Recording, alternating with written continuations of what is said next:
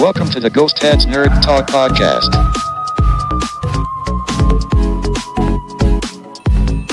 Interviews and conversations about nerd culture from all around the world.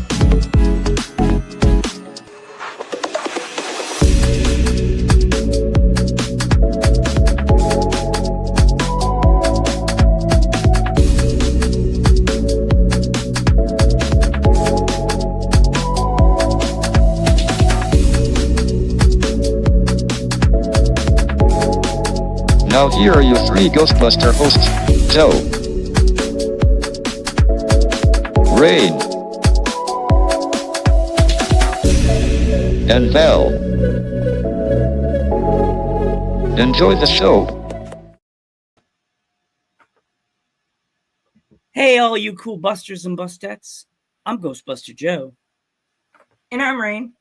And welcome to episode 131 of our awesome show, Ghost Head Nerd Talk Podcast. I am just getting myself back to normal because I was just on the West Coast, as you can see, saw language. I understand. Was on the West Coast. My nose is stuffed. My eyes are puffy, but I'm still here and got my cool cap now. But we have some guests from the Ghostbusters community. Rain, would you like to introduce them? No, go for it. Okay, no problem. Your special guests. Yes, we have special guests here. They are fellow members of the Ghostbuster community. They are from the East Coast, like ya boy. Let's give a warm firehouse welcome to two members of the Central New York Ghostbusters. Hi there, glad to be here. Welcome, guys. Welcome to Ghost Head Awesome. Nerd Talk. Thank you for coming. Of course. Hey, everybody. Thanks for having us. Awesome, guys. So, if our fans that are within the Ghostbusters community or just huge nerds, just introduce yourselves and let's talk about your franchise. Sure, absolutely. I'm Ghostbuster Logan. That's my handle on pretty much any social media out there. But I handle a lot of the social media for the Ghostbusters of Central New York. I'm a 3D prop builder, replicator, make all that fun gadgets and get kind of deeply dive into the Ghostbusters prop world. But I'm actually one of the newer members of the Ghostbusters of Central New York. And I will kick it over to my compatriot. This way, that way. Hey, Yeah. everyone. I'm Joe. I go by Ghostbuster Day. I'm part of the Ghostbusters of Central New York. We've been around for over 10. Oh, no. Oh, we lost him for a second there. The containment but unit. I can pick up. Oh, the no. containment Yep, unit must have been a is- containment unit breach over at his part of There's a trap Central New going York. off next to them. Yeah, and that's all right. But as he was saying, the group started actually way back in 2010, and it actually kind of coincided with the launch of the Mattel Prop Collector. We're Oh, back. there we go. I might be back. I don't know. That's right. We're back. We're doing it live.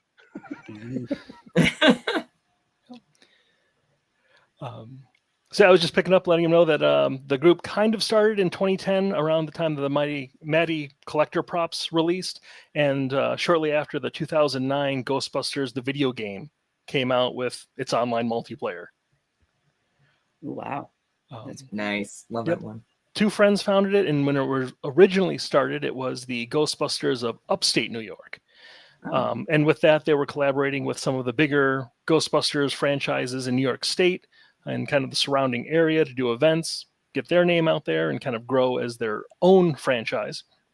And then go forward another year, 2011, there was more playing on the Ghostbusters video game. It was getting more traction, and the group sort of began to grow and get a little bit bigger enough to where they had their own numbers.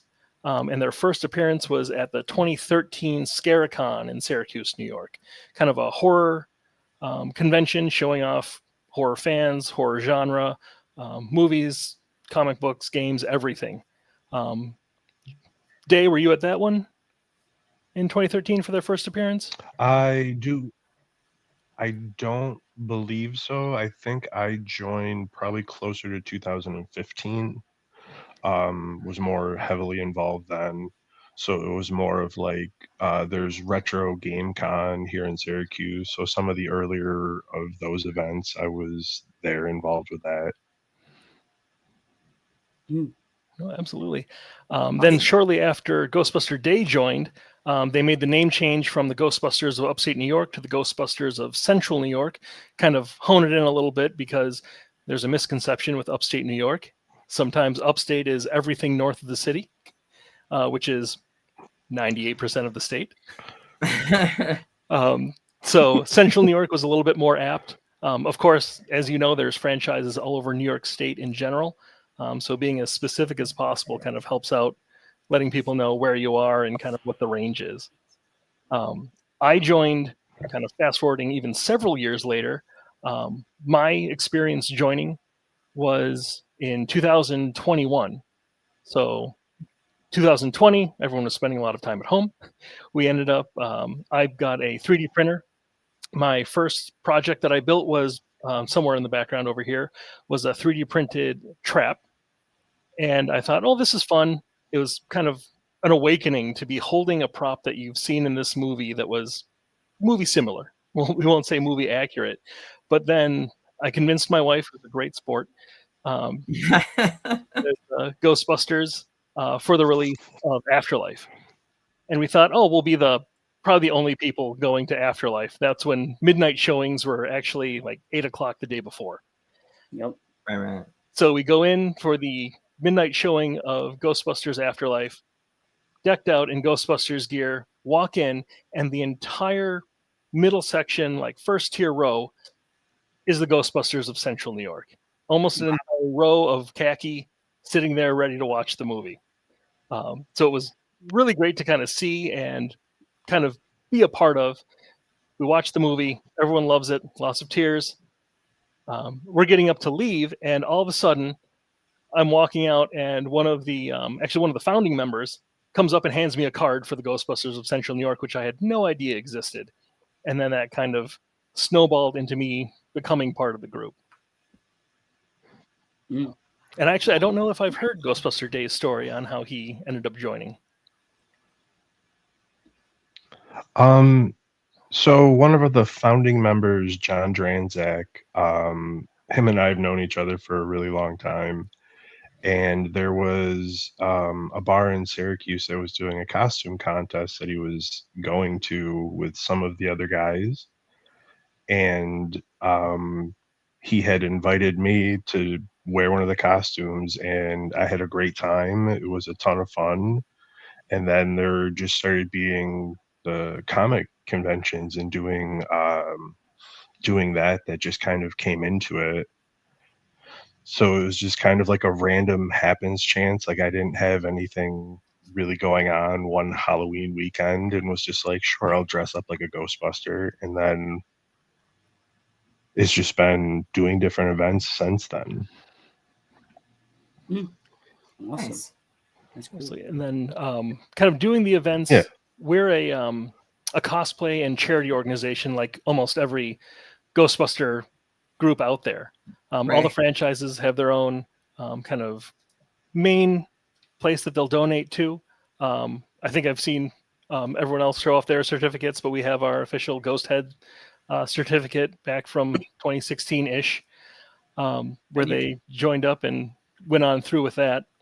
So the major ones that we support lately has been Golisano Children's Hospital here in Syracuse.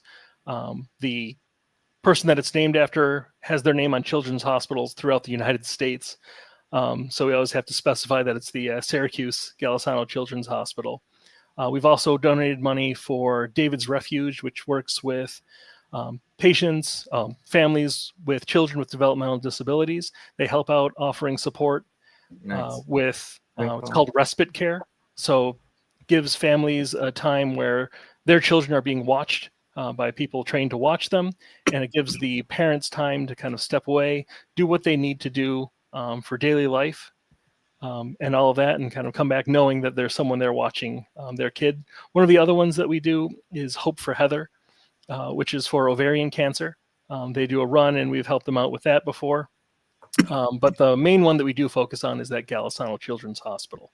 Last year, we raised just over $800 throughout various raffles and things like that. And then at the end of the year, they do a holiday toy drive. They'll release a list of things that the kids would want in the hospital. So these are for the kids that can't get home for the holidays and things like that. So they have something to open while they're in the hospital. So last year we raised about $800 or so. We go out shopping, fill up as much of that list as we can, and go and donate it.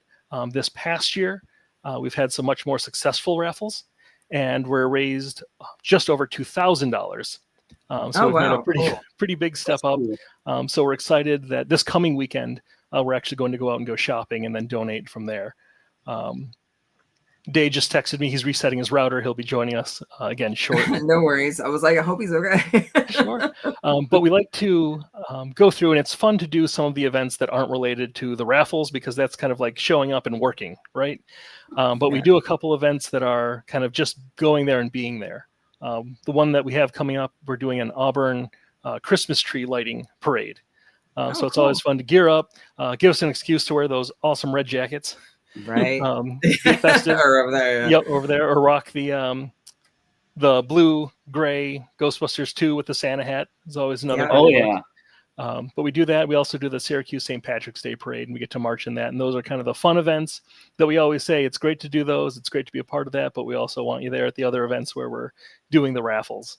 Right. And all that. But it's always fun to go out and kind of see the fans. It's awesome to be there, look at people, see their eyes light up when they realize what they're looking at, and seeing everything there. I'm not sure that I've heard your stories on how you got started with your franchises. I know, Joe, you're with Pike County. Yeah, Ghostbusters of Pike County. Yep, that's me. Yeah, and then Rain, you're in Portland with Portland Ghostbusters. Yes. Portland So how did you each get started with your franchises?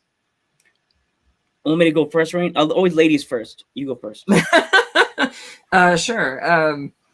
I mean, love the movie since I was a kid.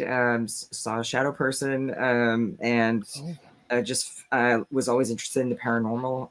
My grandma, my mom's side, because I'm first generation American. My family's from Belgium. She was into paranormal and lots of stuff like that, and had the Time Life books. Anyway, so I saw the commercial for Ghostbusters, loved it, saw it twice, saw it as a double feature with Weird Science.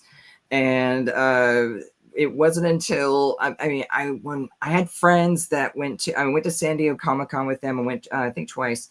It was lots of fun, but I didn't have the money to make a build and cosplay.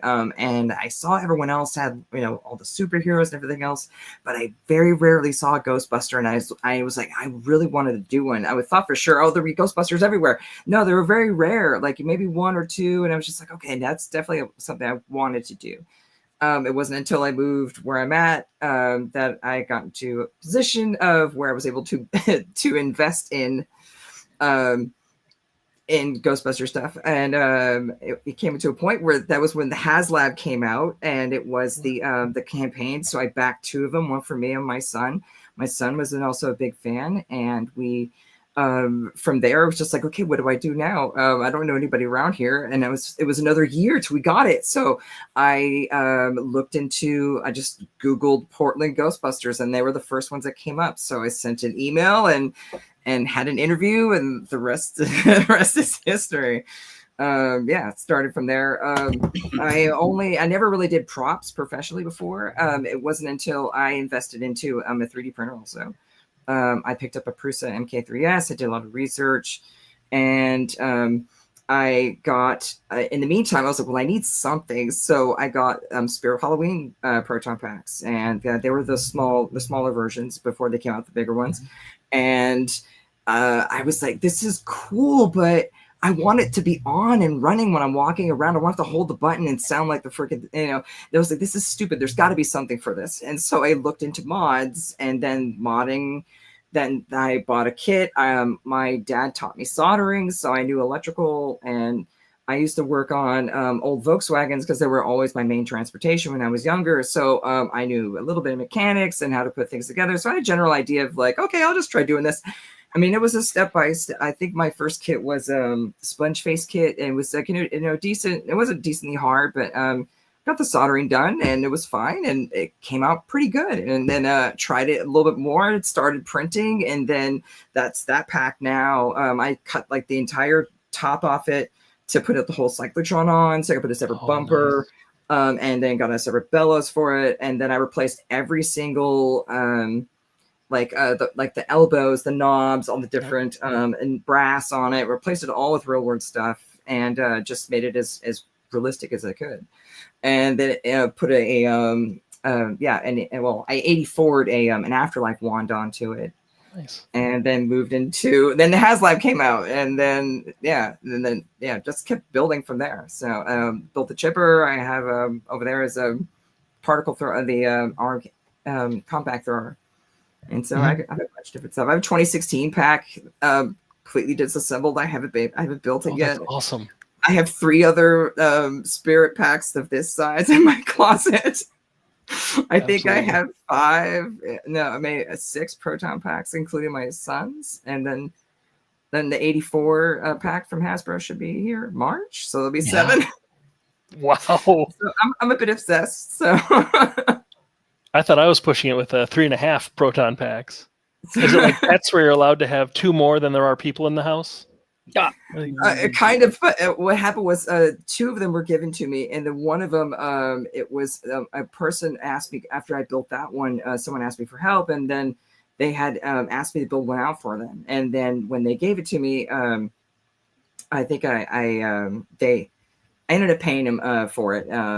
I think it was like $20 for a pack, but it had a broken cyclotron piece cover that was pushed in. But I was like, I'm going to cut it off anyway. Sure. So it wasn't a big deal. So, but yeah, no, I have Alice frames for them. I have parts. Right. I could probably build out like 2.5 right now if I wanted with all the parts that I got. So that's a great. But anyway, that's how I got in. And then from all my prop experience, I became the prop and uniform coordinator. And I have medical training and CPR experience. So they on the team when we go out, it's to make sure that if we need life-threatening or CPR saving things, because a lot of times I don't know if you guys you're out. We book all year long, and we're always in the heat. So heat exhaustion. Oh, absolutely. Bystanders too, but so. Yep, we've been one of our last cons that we just did a year prior. We have firefighters on our team. I have a medical background as well, and we've responded to emergencies. This pocket usually has a pair of gloves in it. Nice. Always I have a CPR shield on mine. Yeah. Yeah, we've got a medic bag underneath a table that we'll grab and run if we need to. Very cool. So we'll usually get a pretty good rousing who you're gonna call when we're done helping out and whoever's going on their way. Joe? Yeah. Matt. Well, I got into Ghostbusters very young. Like, I lived on Long Island all my life. My dad was a CO, and like seeing people that were heroes, I would always see I saw the movie Ghostbusters. I think I was like 8 or 9 years old, and I would see the Ghostbusters, and I'm like, wow, my dad is like a hero. He does a lot of fun stuff like that in the city, and I just thought Ghostbusters was like the coolest thing in the world because these guys running around in a little old school car with proton pack. I don't know if there's a kid. You can't. A little kid. 90% of the kids in like our age couldn't say proton pack. I was like, pack. Like I want to be a Ghostbuster. I want to be a hero. But my franchise, I started my franchise after I moved to Pennsylvania because I saw these people starting franchises, and I already was, or people knew who I was in my town. I'm like, I want to do something that is not like the same, and there's no one really like me in my town that likes Ghostbusters as much as I did. So I wanted to start a group. And I noticed you need to have 3 people. So I asked my friends, hey, do you want to start a Ghostbusters franchise? I know you guys are not cosplayers, but you are like big into Ghostbusters. So they all said, sure. I sent the emails. We started the group. I didn't think it was going to actually start because, Sony at that time in 2016 had a backup on people sending the plaques. Mm-hmm. And I was just running around with my little flights. I didn't even have the flight suit yet. I was just wearing the khaki shirt and a pair of khaki pants. Ran out to find the picture. you'll be like, "Oh my god, Joe, starter Ghostbusters outfit." Just my construction boots with a pair of khakis and a collared khaki shirt that I got from like whatever. And people are like, "Oh, Joe's a Ghostbuster, Ghostbuster Joe." And when I finally went to Comic-Con, I think the first year, I forgot what year it was. One of my friends, my mom's friend, he makes props like you guys, but he used, I think I told Rain, he used an actual speaker with like a connector for an iPod. So I had my iPod in my pocket. And when I got the flight suit, I freaked out. So I jumped and threw it on, ran upstairs. And my dad's like, "Isn't it supposed to be gray?" And I'm like, "No, it's khaki." And he goes, "I don't know this nerd shit." And then he just like walked away. My dad's not a nerd. Like my mom goes, "Oh, very nice. Do you think you'll meet a girl with that on?"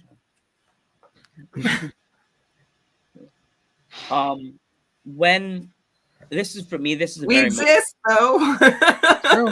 It's true. right. Being a person with an intellectual disability, having people come up to you and see you and talk to you and say, "Wow, this is so cool. You're doing a lot of cool stuff like that." It makes me feel so good that I have people, little kids, when I worked at Walmart, running up to me, hugging me. I had a little girl, doesn't speak, nonverbal, autistic person, saw me. She came. All I could see is I heard these little Chucky feet going, and then I felt something, boom, like it felt like a football tackle. Bam, grabbed my thigh, and I was going, "Okay, no, not being murdered." Look down, and this little girl has my leg, and she's like this. And the mom's like, "Honey, you're not supposed to." "Aw, you found your Ghostbuster. You found your little hero. You're sorry, sir. Your big hero." I'm like, but yeah, when my plaque got to my house, my dad kind of ruined it for me. Typical dad. He's like, "Oh, something came to you for you." And I was like, "Oh, really?" Turns on the lights. There's the pins, the famous pins. Yep. The small box ones. And the plaque. And I'm just like, "Dad, oh man, oh." So I ran downstairs and put it on my bed.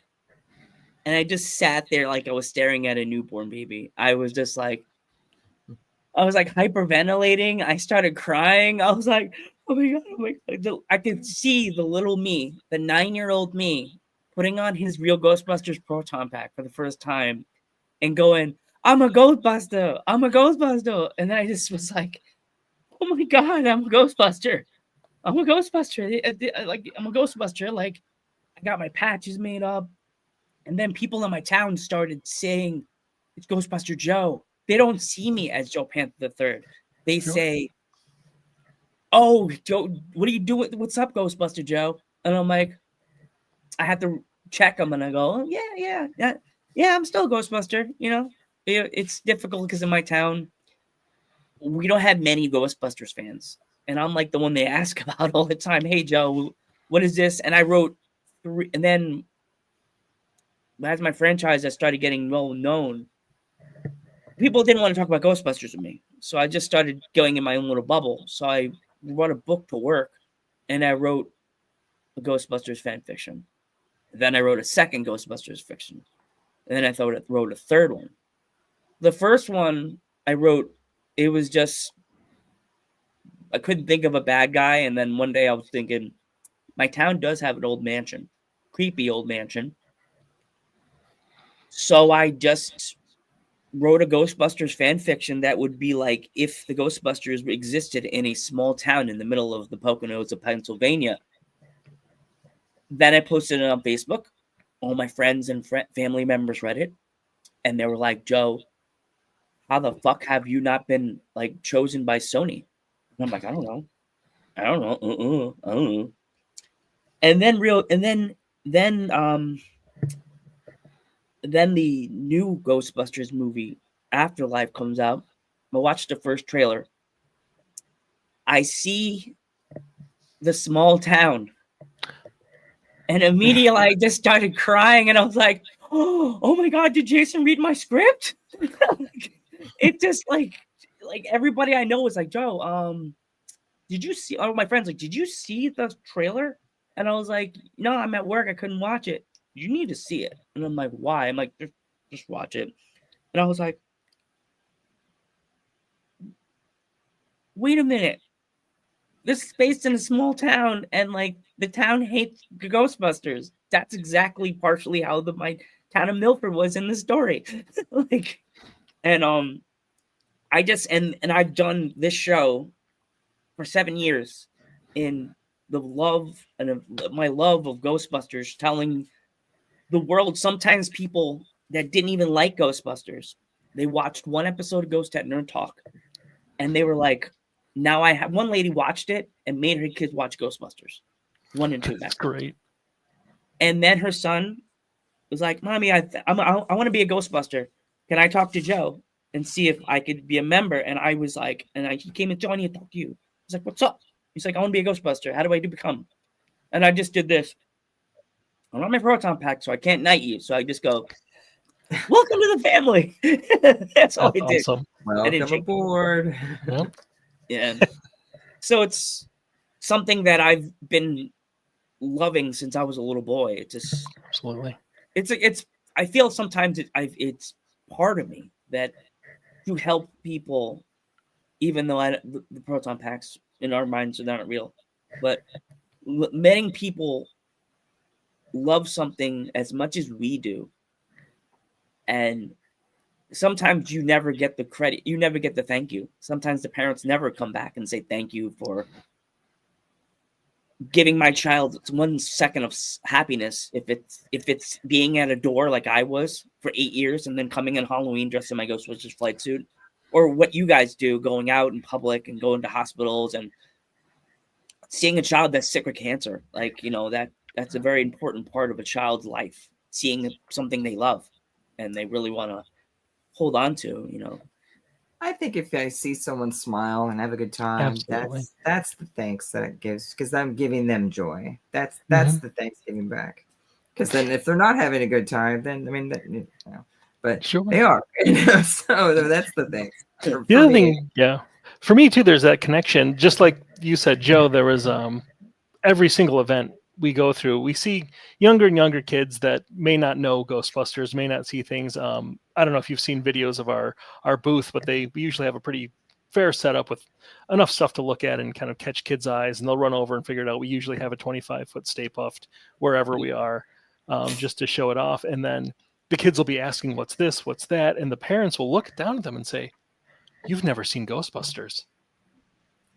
And we give them before, yeah. And we give them a hard time for bad parenting. But almost every event, we usually do 2-3 days events. Every single day, there's at least one parent saying, "We're going home and watching this." Awesome. Absolutely. And then on Halloween, we dress up as Ghostbusters and hand out Twinkies. No, at the front door. Yep, absolutely. And they'll come and they'll see us, and can't count how many times a kid would say, "We were just watching this today," or "watching this morning." And then they actually get the Twinkie reference. I can't say anything since I've been cosplaying. That's the only thing I go for Halloween now, because it's the ultimate costume. Why would I go anything else? It's comfortable. It's recognizable. Right. I love it. And I can be myself. I don't have to be, any other character. I can actually be me. And so I don't have to change my hair or anything. Right. It's so funny when I'm dressed as as Ghostbuster Joe. I don't dress as Peter. I don't dress like Ray.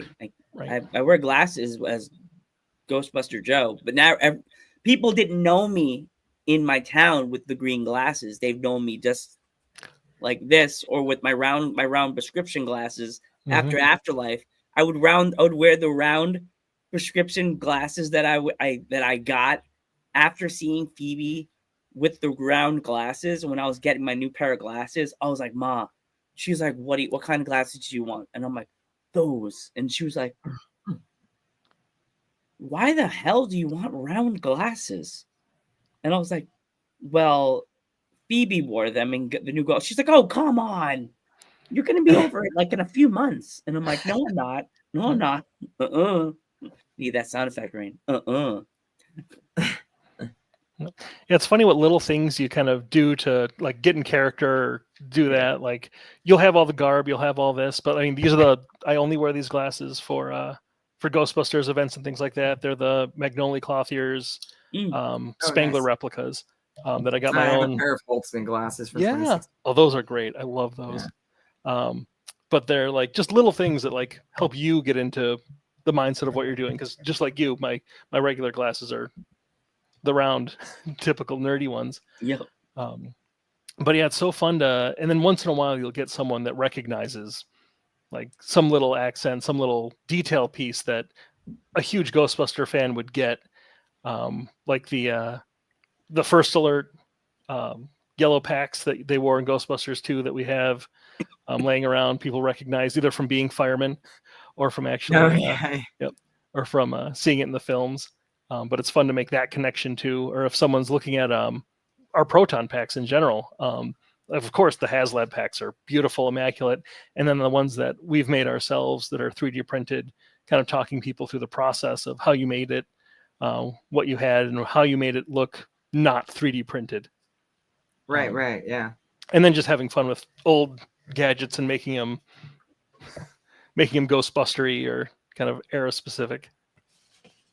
Like, I just upgraded my Ecto goggles, but yeah, I usually get a lot of asks about my pack because it smokes. It's hard to see in this, but it's super like detailed, like super Afterlife style.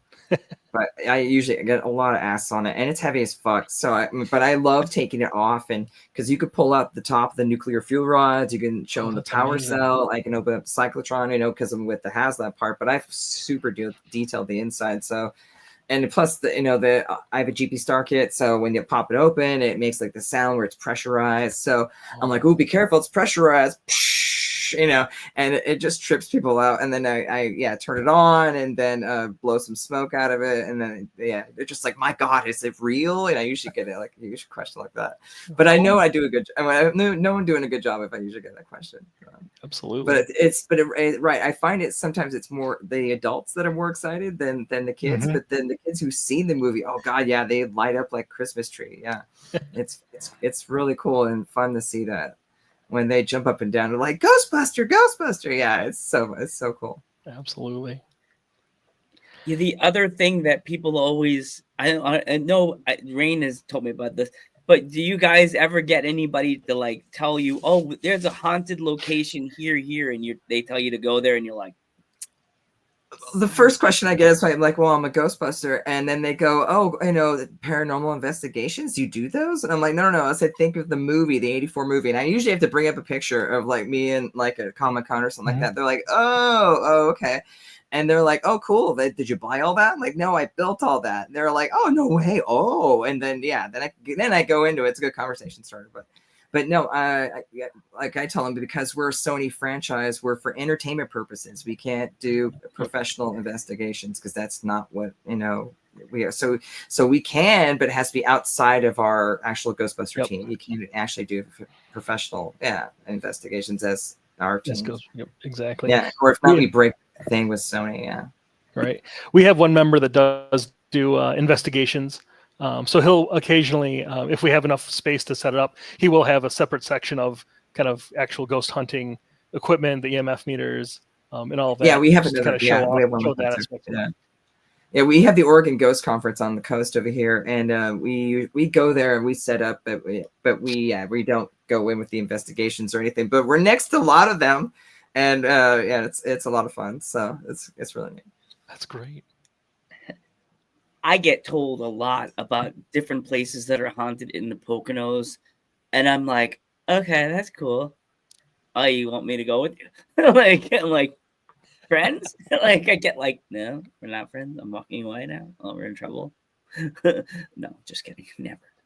But Logan, you said how you got into the team, but why Ghostbusters? What pulled you into Ghostbusters? Sure, no, absolutely. Very similar to Joe, and I'm sure very similar to you. Growing up, I grew up a little bit after you, but Ghostbusters 2.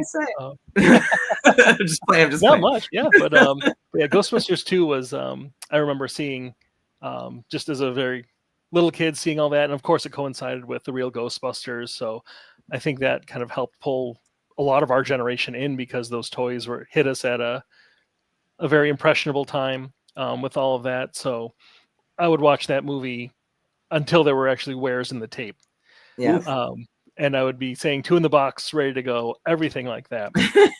I had the khaki jumpsuit with the real Ghostbusters and the Ecto on the back. I also Did had you read the one with Slimer on the novelization back. of Ghostbusters too? Oh yes, absolutely. Okay, do you remember that there was parts in that book that were not in the movie, but there were like scenes, like where Yes. Venkman's like looking around, it's supposed to be like Ray is possessed driving the Ecto. Yes. Yep. And There's I was a just like, couple- why wasn't that in there? I was like, when I read the book, and I was just like, there's so many good scenes in here. in that montage scene, there's a couple of spots where they Yes. filmed some of it, but not all of it. Yeah, but not But all yeah. of it. Right. That's also one of the things. I'll have the a lot of that's in the script, the original spec script for Ghostbusters 2. So I have a printed out copy of that I'll usually have on the table at cons for people to flip through. And there's Nice. alternate takes. There's neat information. But yeah, that scene with the possessed Ray being possessed driving the Ecto, it's so cool. Oh, we had who did Slimer in the in Ghostbusters 2. What was her name? I forgot her name. Christ. Robin Shelby. Yes. And she was telling us something really neat was that there were supposed to be more scenes with her and Rick Moranis. Yes. And so I was just like, hey, why don't we get more of this? Right. I know there's one in the deleted scenes where he's wearing, I think he's just wearing his regular clothes, but he has glasses with a mirror so he can see behind him, and he has a pack on, and he's looking through the firehouse for Slimer. Yeah, she was saying that there were more scenes like that because they shot apparently all of it, but it just got gone. It's wild. Oh gosh, yeah. But yeah, so I grew up with the jumpsuit that I'm sure a lot of us had growing up, the blue Kenner pack and all that, and the stepping on the trap. My parents fueled me in all of this because whatever I was allowed to dress myself and go out, and more often than not, I was a Ghostbuster in the middle of a supermarket, telling everyone to step back as I'm throwing out my 2-foot-long trap and stomping on it, and everyone's avoiding the weird little kid. But I think that's kind of what really got me into, because I could go out and be a Ghostbuster in public. It wasn't just like in the backyard or down the hall. It was out in public, dressed as a Ghostbuster, doing what I wanted to do, recreating those scenes from the movie. And then it was always something that I enjoyed watching, checked on, and kind of sort of put it away. It was just something there. I never, I had the firehouse, I had all the toys and all that, but then kind of moved on through all the toys, and then fast forward to kind of adulthood, still watching the movies, keeping up with that, watching the 2016 film, seeing all that renewed energy for the Ghostbusters come out, and all of that, looking at their amazing props for that film. And then getting my own 3D printer and starting to print those things. I saw the Charlesworth Dynamics design for his prop. So that's what my trap is a Charlesworth. Doesn't have all the gadgets that his does. But that's what kind of awakened it for me, was having that and seeing it. And again, just holding something from a film that I grew up watching ad nauseum. Yes. And then to feel it, and like I was calling people over to hold this because I had never held a trap. So it was just kind of the coolest sensation. Awesome. Yeah, definitely. And then finding out eventually, meeting all the Ghostbusters of Central New York, that you can do all this good, great stuff with it. Yeah. And then about that same time, I think even before I joined up with the Ghostbusters of Central New York, I was on TikTok. That's where I kind of really found a lot of other Ghostbusters on there. I don't know if you follow a lot of them, but like Dan Aykroyd's eyebrows on there, or Madeline Stantz. So that's her actual username. Madeline Stantz is how she usually goes by. Oh yes, I know Madeline Stantz. Yep, she does Stay Puffed. She has a few other really great cosplays, but she was one of the first people that I followed on TikTok. And then TikTok Ghostbuster, who's in Alberta, Canada, with the Alberta Ghostbusters. He was an extra in Afterlife. That's right. On the show also. Yeah. Oh yeah. We had Ghostbuster Day. We had like 6 of us on. Oh my god, that episode was go back and watch amazing. that one. Yeah. I don't know how far I'm back. I've made it in your catalog, but I haven't made it to that one yet. That episode was hilarious because something like that. I haven't talked to him in such a long time, but he was funny. That guy, he was funny. Yeah, that was funny. But yeah, it's great to see kind of these little communities of Ghostbusters that pop up, people just interacting with the fans. And then, of course, I switched over to Instagram, Facebook, all of that stuff, just to kind of keep the pulse on the Ghostbusters out there. And then I had gotten rid of Facebook a long time personally, but then I have it again for the Ghostbusters and the Ghostbusters of Central New York. So just to get that kind of concept of prop sharing, it's amazing how much the community is willing to share their build process and all their information. Or you see someone do something and you think, oh, how could I do that? With this community, it's small enough that you can ask them. And right. Yeah. 9 times out of 10, everyone is really friendly and wants to help. And there's no like gatekeeping or guarding that I've encountered. And it's been very open and welcoming. Even when I bought props, just or not props, but like parts for like the pack and some 3D printed parts that my printer couldn't print, and then asking, hey, and really open, do it like this, try like that, do it this, get ideas, and that's what helped me get where I'm at. So it was great. Yeah, it's such a neat community that's just out there, and it's cool to see. I've made a few props that are kind of cobbled together or put a few different ideas together. Like we have the phone that's behind me. You can answer it.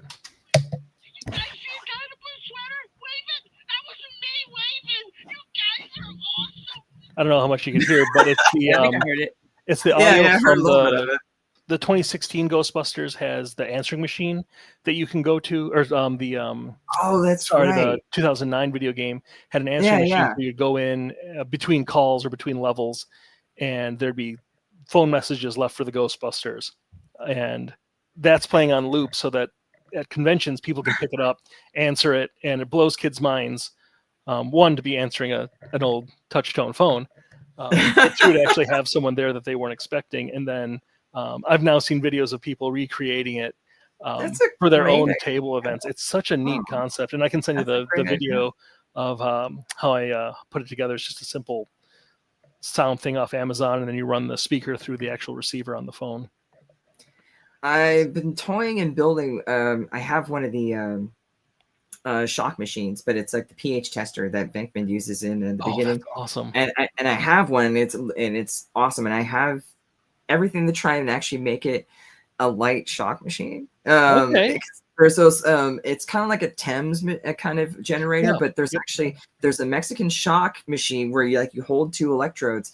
But in a sense, when you look, I think he had the pads on both his hands. Yep. But it does have the switch on it and everything. And it used to have it's got 2 6-volt batteries inside. It is heavy as hell. Oh yeah. Just for testing the pH on shit. Absolutely. But it's sitting over here. I've been wanting to work on it and do that for conventions. But I was gonna have a safe mode where it would be like the buzzer from the game Operation. So you would think it was going to shock you, but then it would just kind of scare you of anything. But then if you wanted to do the shock version, you can't. Absolutely. So I had made one out of an old medical TENS machine. It looked about right. I ended up wrapping it in vinyl laminate covering to look like wood, just like that. And for the shocking devices, I have an elastic wristband that goes over your hand, and then it has the buzzer didn't work out well for me, but I have a vibration motor that kicks off and runs off of a 12-volt talent cell, so that when you hit it, it vibrates. So it's the sensation of a shock without the shock. Oh, okay, that's a good idea. But yeah, it's a neat concept. It's a neat thing to have. I got the there's an Etsy shop that sells the Zener cards that are the right size. So I got 2 of those. Yep. I ended up getting 2 on the front. Yeah. Yep. No, those are really good. Yeah, they're great. Beautiful quality. Yeah. So Joe, do you have a Ghostbusters prop that you wish you had from any of the movies? Hey, I want I as I say, my Ghostbusters franchise, where our containment unit is put together by tape and glue. So I detect I used to have a wiener dog that was my PK meter, but I lost my doodle bug. Now I just have to I have ecto goggles, so that's the other way I find out my ghosts. And there you go. My proton pack doesn't have an on-off switch. It just has a button that turns on and it just starts to shoot.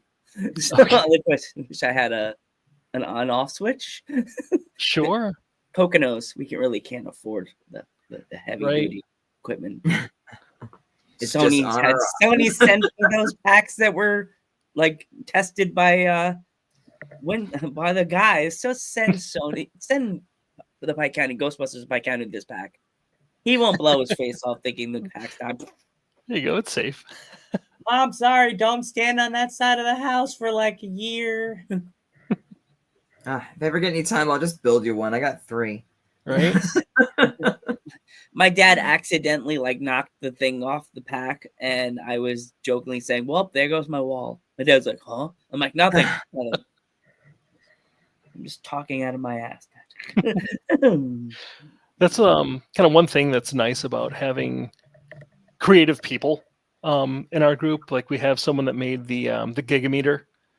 They're still working on the dome and then getting everything to work. The lights are beautiful on it, but he's working on the mechanics to get it to slide open and close. And I think he's getting ready to start on a slime blower. Oh, wow. John Drasniak, the one that Day was talking about, built a slime blower probably in the early days of the group. That he's a big guy. He's probably 6'5". And he built it to his specs. He's like, this is how big I think it should be. It is massive. It is amazing. It's been in a few things, and actually I think this week or next week I'm going to make a video kind of showcasing it. It's awesome. It is so heavy. But that man is a trooper, and he will wear it for an entire 2-mile-long parade and go through with that. But he's working on either rebuilding that one or making a new one. And we both had kind of the same idea to have a bubble blower in it. Oh, nice. So that's what you can use for the events and all that, and shoot people with bubbles and all that. They're not blowing them across the room like a fire hose. Exactly. I wonder if you could do like the light puff of smoke in them, so they could do the little smoke bubbles. Oh, that would be and cool. then with green and like green slime or pink. I don't know. Oh, that'd be cool. I know he's putting on. That's just my brain working. That's brilliant. I like the smoke idea. We're always working on kind of something new and something different. I am starting to turn my car, which is not a classic hearse, but it is a roughly shaped station wagon that I am turning into an Ecto for parades and things like that. So I'm in the roughly shaped. Yeah, roughly shaped. So I'm in the process of I've got the sniffer drying right now. Cool. Then I'm working on the siren. I have an old CB PA system that actually fits right in the 3D printed siren that I got or that I made. The oscillator scope in the back going in there too. It might have to make it back there, at least to the back window. That's cool. I like the Slimer on it. I've seen it floating around. He was an asset from the 2016 film, I think. Yeah, I saw. Yeah, there's like a 3D one, and then you could use it on one of those 3D fans that spin, and it looks like he's moving. Yeah, I've been wanting to do something with something like that. Yeah, there he is. Yeah. Yep, there he is. I have him going intermittently. The other bits of oscilloscope that you see are taken from a couple different creators on TikTok that do oscilloscope music. So I'll actually play the songs and all that. So if I had a speaker hooked up to it, it would play it. But then I have an intercut with the Slimer, and I usually have wires and all that hooked up to one of our traps. So it's like you're looking inside the trap and seeing what's in there, just for a little kind of stuff like that. And then, of course, the Aura helmet. We've got the Forbidden Gumball up there. I've got a Lament configuration, the Hellraiser cube up there too, but that's not really Ghostbusters, but it falls into the 80s. Oh my god, that'd be funny if they start going gung gung gung, trying to get closer to it. No. And then the Smart Proton Ghostbusters Aliens crossover. Yes, I saw that. I was very impressed with that. That was I you. was There's wanting a to do female that something was similar, actually. Yep. So it's my wife carrying it. That's awesome. So we have kind of a I've always wanted to do a Vasquez cosplay, and then when I saw the Ghostbuster crossover, I was like, "Holy fuck! Why didn't I ever think of that?" And I was okay. I need to do one, and I saw yours again, and I was just like, "Okay, I really, really, really want to do this." It was a fun process. All of my packs are Q packs. I will preach the gospel of Q pack forever because it's very well made, and they're just constantly updating. And then it's a crossover with another 3D printed design that someone had made on Thingiverse. For the Smart Gun, and then just kind of resized, mashed together. And then just this past spring, we were lucky enough, and I don't know how well this is going to come through, to meet Jeanette Goldstein, the actress who played Vasquez. So she signed the armor. The armor says, "There is no Zool." Kind of a play on the adios. We also had Mark Ralston, the one who played Drake, sign it. And there's a couple other sort of little. Let's see if I can try not to break it as I pick it up.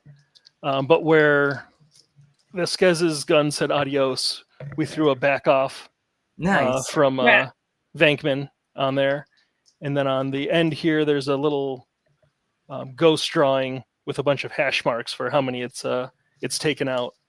Are you using like an airsoft MG42 body or? So this is actually it's all 3D printed, and then down the center of it is PVC. For Okay, the string. okay. No, that's really good. But that was the other option I had, was to do the MG and make it the same way they did. And then I just I was looking into research, doing all the research, and I was just like, damn, I didn't really know that, like a bunch of motorcycle parts on it, and like a recycled MG42 from World War II, and I'm like, what the fuck? No way. But yeah, the motorcycle handle, all that. The the assets from some on there. Suzuki, I think it was from like 1980 or some shit like that. Suzuki. There's grips here. All that stuff. I threw a cyclotron in the side, or on the side here, and then the power cell. Really, really good. And then the cyclotron lights up front and back. Not that you really see it front and back, but it was a fun project to build, work on, and then kind of make real life. How much does it weigh? It weighs about 12 pounds. That's not bad at all. Yeah. No, it's not terrible. It's pretty doable. Oh, actually, it's 15 pounds exactly, because when she's wearing it, she has. Are you using the fly cam vest? It's a fly cam vest, but it's unfortunately it's not the side mounted.